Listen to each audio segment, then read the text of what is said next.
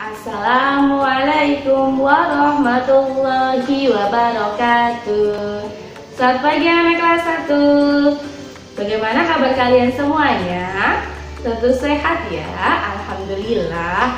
Hari ini kembali lagi bersama Ustazah Ria. Kali ini kita akan belajar PLH atau Pendidikan Lingkungan Hidup. Tidak lupa Ustazah sampaikan juga terima kasih banyak kepada ayahanda bunda semuanya yang telah menemani Ananda belajar di rumah. Semoga kita semuanya selalu diberikan kesehatan oleh Allah Subhanahu wa Ta'ala. Amin. Alhamdulillah, pada pagi hari ini kita sudah memasuki bab 5, yaitu tentang memelihara lingkungan. Jangan lupa sebelum kita memulai, kalian persiapkan terlebih dahulu ya buku paket dan alat tulis kalian masing-masing. Sudah siap anak-anak hebat? Sudah ya?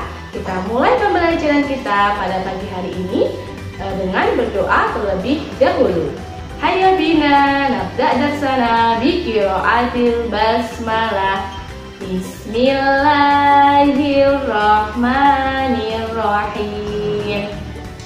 Alhamdulillah, yuk kita mulai pembelajaran kita pada pagi hari ini anak-anak. Tetap semangat ya. Baiklah anak-anak, sekarang kita mulai ya pembelajarannya. Yang pertama kita akan membahas tentang cara sederhana memelihara lingkungan. Di sekitar kita banyak barang yang tidak terpakai lagi. Barang seperti itu biasanya disebut barang bekas. Agar tidak menjadi sampah, barang tersebut dapat dimanfaatkan lagi.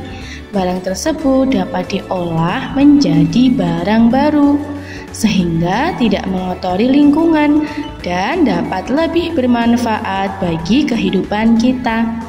Nah anak-anak, kalau kita perhatikan di sekitar kita itu banyak sekali barang bekas ya. Nah barang-barang bekas itu bisa kita manfaatkan lagi loh dengan cara diolah, diperbarui menjadi barang yang lebih bermanfaat agar tidak mengotori lingkungan kita. Selanjutnya kita akan mengenal barang bekas. Nah, kira-kira apa saja ya barang bekas itu? Di sekolah atau di rumah setiap hari pasti ada sampah. Nah, contohnya seperti ini. Nah, ini adalah plastik, kantong plastik bekas belanja. Yang kedua, yang sering kita lihat juga adalah botol bekas ya. Dan yang ketiga ini adalah kaleng bekas. Nah, ketiganya ini tentu kalian sering menjumpainya ya di sekitar rumah ataupun sekolah. Racun dari sampah tersebut bisa meracuni tanah. Plastik dan kaleng bahkan akan merusak kesuburan tanah. Lingkungan pun rusak dan tercemar. Jadi, contoh sampah di atas tadi seperti kantong plastik, botol bekas, kaleng bekas itu tadi dapat merusak kesuburan tanah. Wah, kenapa Ustazah? Karena sampah-sampah tadi tidak bisa terurai di dalam tanah sehingga akan merusak kesuburan tanah dan lingkungan pun juga akan tercemar.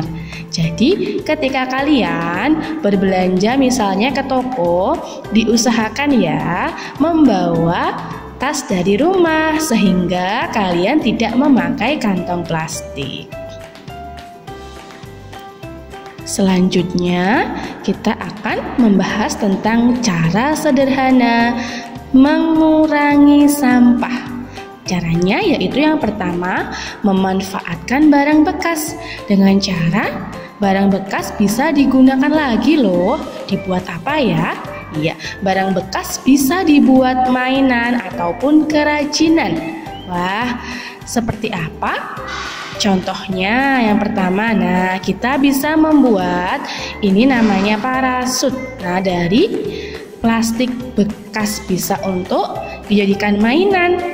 Yang kedua, kalian juga bisa membuat mobil-mobilan dari botol bekas. Wah, hemat ya nak, tidak usah membeli, tapi kalian bisa memanfaatkan barang bekas. Yang ketiga, kalian juga bisa membuat tas. Nah, ini tas dari bak plastik bekas pewangi. Dan yang keempat, kalian juga bisa membuat tempat pensil dari botol bekas. Wah, cantik sekali ya itu, bagus. Dan yang terakhir, kalian juga bisa memanfaatkan koran bekas dibuat menjadi sandal. Itulah tadi anak-anak, cara sederhana mengurangi sampah dengan cara yang pertama tadi, dibuat mainan ataupun kerajinan. Selanjutnya yang kedua, mengurangi pemakaian barang berbahan plastik. Plastik itu tidak bisa busuk dalam tanah atau tidak bisa terurai. Jika banyak sampah plastik, tanah akan tercemar. Kita harus mengurangi penggunaan plastik. Dengan cara bagaimana? Ya, misalnya saat membeli pensil kita tidak usah minta tas plastik.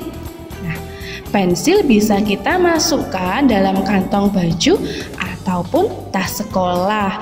Jadi tidak usah meminta kantong plastik ya ketika misalnya kita membeli pensil. Kita bisa menaruhnya langsung di dalam tas sekolah ataupun kalau tidak membawa bisa juga dimasukkan dalam kantong baju. Itu sedikit contoh bisa mengurangi pemakaian barang berbahan plastik agar tanah kita tidak tercemar.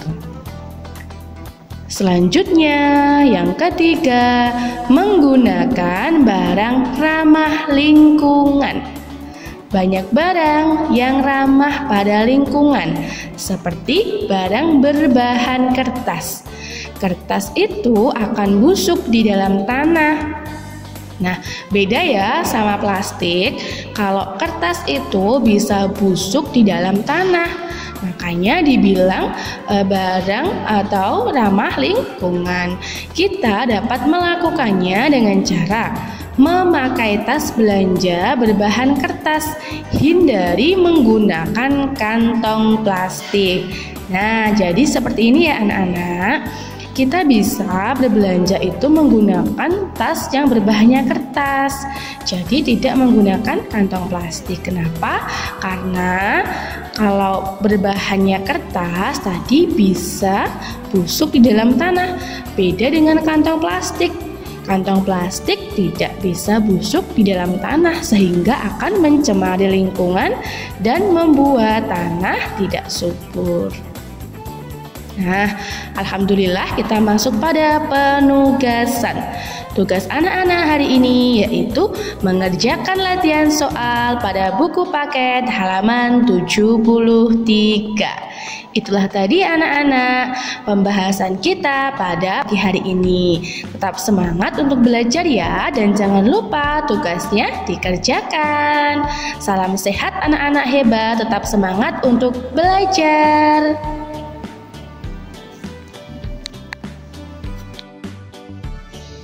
Alhamdulillah, pembelajaran PLH pada pagi hari ini telah selesai. Jangan lupa ya anak-anak, apa yang telah Ustazah sampaikan tadi dipelajari lagi di rumah. Kita jumpa lagi di minggu depan. Oke. Jangan lupa tetap jaga kondisi tubuh kalian masing-masing ya.